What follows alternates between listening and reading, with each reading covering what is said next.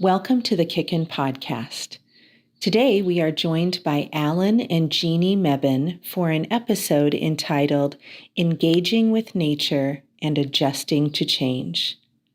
Thanks for listening and enjoy.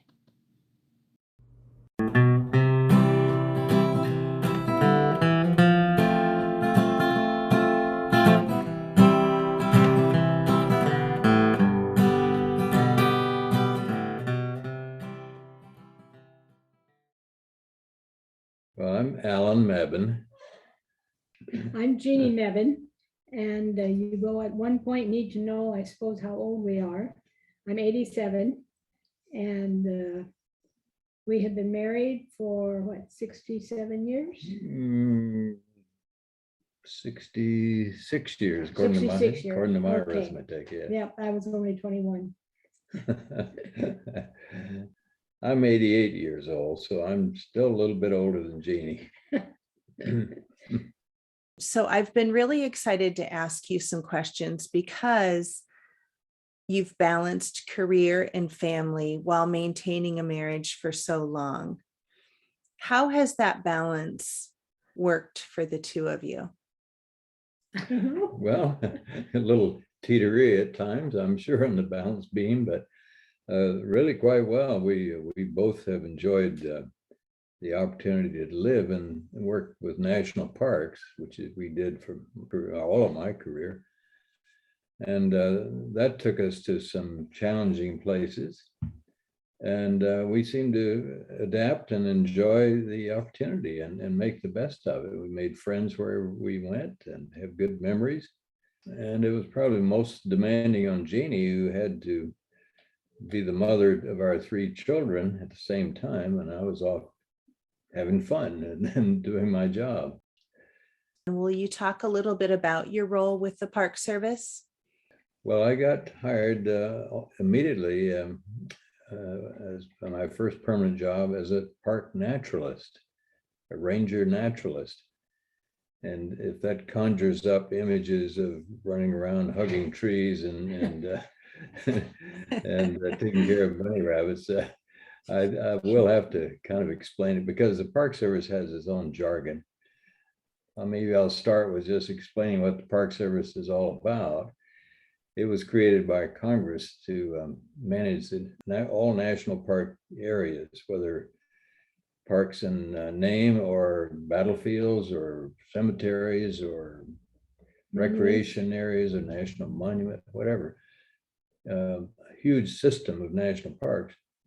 And the mission of it, as dictated by Congress, was that first of all, the Park Service would protect and preserve these national park areas, as well as provide for public enjoyment and education. And that's where I came in. As a park naturalist or a park interpreter, then I either did or managed the function of providing guided trips, information services, environmental education, publications, and so forth. So I did that for 31 years. Is the lack of education one of the greatest challenges to protecting the natural world? What do you see as the greatest threats? Yes, that's a very real one. People love national parks, and they're coming in vast numbers of the huge increases. And that's great. That's what it's all about. But they are coming in many cases with no appreciation for the risks involved and or the respect for the animals or the plant life that they're looking at. And so they take foolish risks sometimes and have to pay a price. They may get burned in Yellowstone or trampled by a bison or bitten by a squirrel if they're trying to feed them. And so yes, we did spend a lot of time just saying, why do we leave these animals at a distance? Why do we be very careful to respect their habitat and distance and not interfere?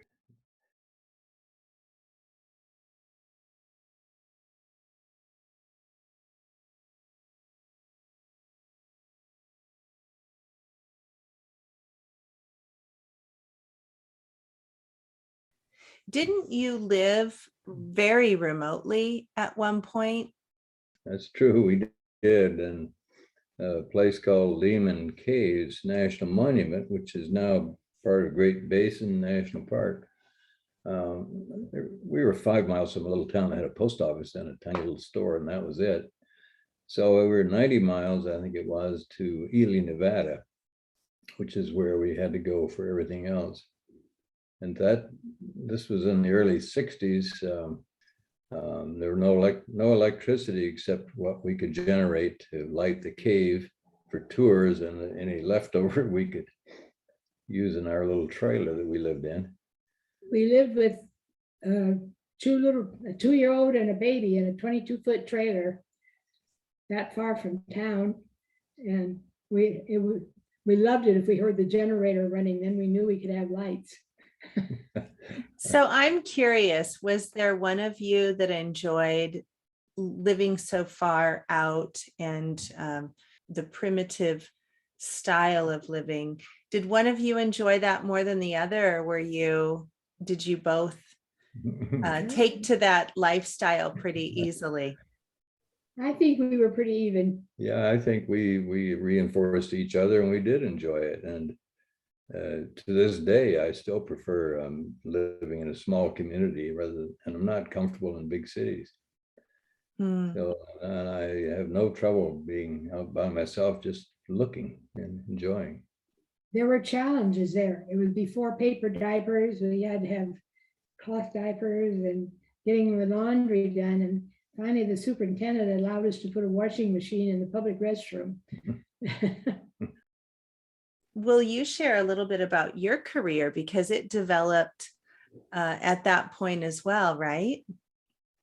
Well, we were living there and needed some stimulation. And we had met the editor of the local paper. And one day I went in and said, "How about I write a column for you?" And he said, "Okay." Did you have an idea of what kind of column you wanted to write? I did. Some of it was about homemaking. A lot of it was about travel and various things, whatever I wanted to write about. Did you have a title for that column? Great Basin Homemaker. How long did you do that?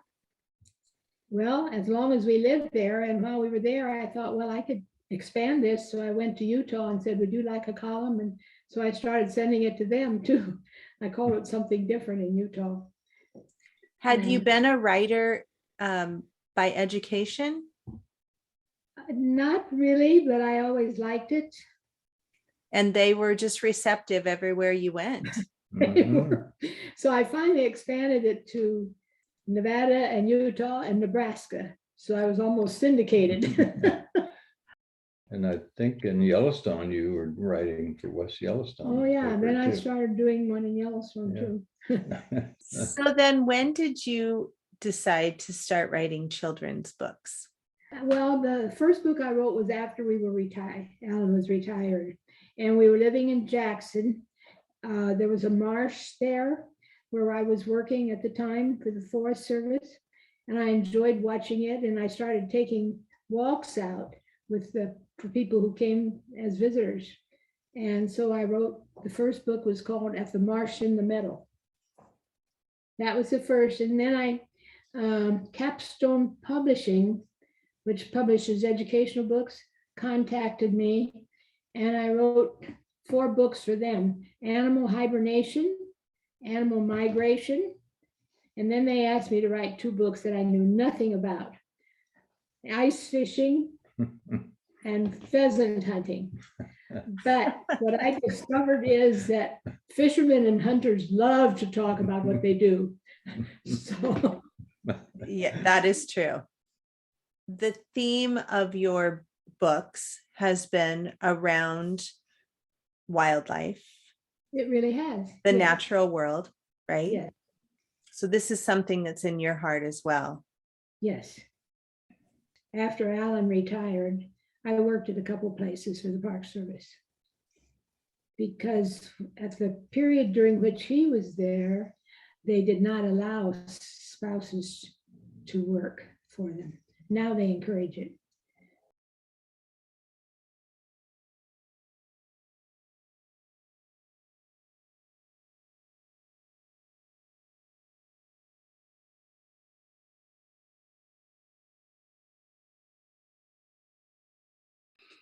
Through it all, you've remained a couple. What are the greatest secrets to a lasting marriage?